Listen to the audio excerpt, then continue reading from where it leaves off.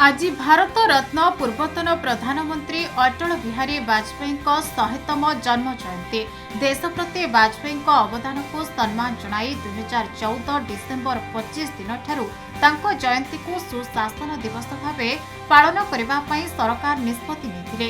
आउ सेबेठारू प्रतिवर्ष वाजपेयी जन्म दिवसटी को सारा देश में महासमारोह रे सुशासन दिवस रूपे पालन करा जाउछि। एही परिप्रेक्षी रे आज बारिपदा शहीद स्मृति भवन परिसर रे मयूरभंज जिलापाल हेमकांत स्वयं अध्यक्षतार जिला स्तरीय सुशासन दिवस पालित हो जाइछे।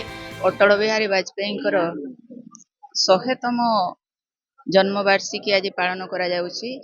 एहाकू सरकारी स्तर रे वर्तमान जो सरकार अछंती मोदी सरकार एवं ओडिसा रे हमर जो मोहन सरकार याकू पालन करुछंती। ए दिन को गुड गवर्नेंस डे बा सुशासन दिवस बोली पालन करा जाउछि। सुशासन दिवस रे अटल बिहारी वाजपेयी जो विचारधारा थिला से विचारधारा को आमे अनुसरण करिकिना हम मयूरभंज रो विकास को केमती आगे नबा समस्ते मयूरभंजवासी किपरि सुशासन पांतु समस्ते आज एठी सुशासन दिवस रे संकल्प नेचु।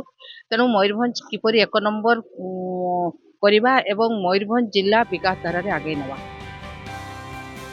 यह कार्यक्रम जिला आरक्षी अधीक्षक वरुण गुंटुपाली, पद्मश्री दमयंती बेसरा, राज्यसभा सांसद ममता महंत और अतिरिक्त जिलापाल नेत्रानंद मल्लिक प्रमुख जोगदे भारत रत्न अटल जी देशवासी को देथिबा अवदान विषय में आलोकपात करथिले।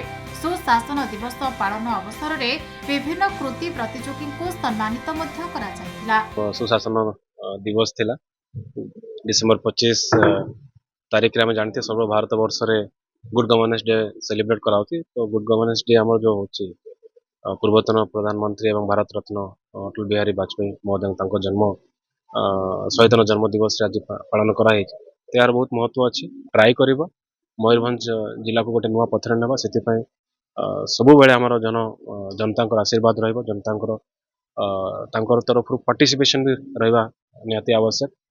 एवं तो एथिपाई आमे गोटे चाहूलु गोटे प्लाटफर्म आमे बनेबा जहाँ द्वारा सबू स्टेक होल्डर मैंने पार्टिसिपेट करेंगे। और आज दिन जो गुड गवर्नेंस डे अच्छी तार महत्व बुझे और द्वारा जिला विकास हेले आमर राज्य विकास और देश विकास हम।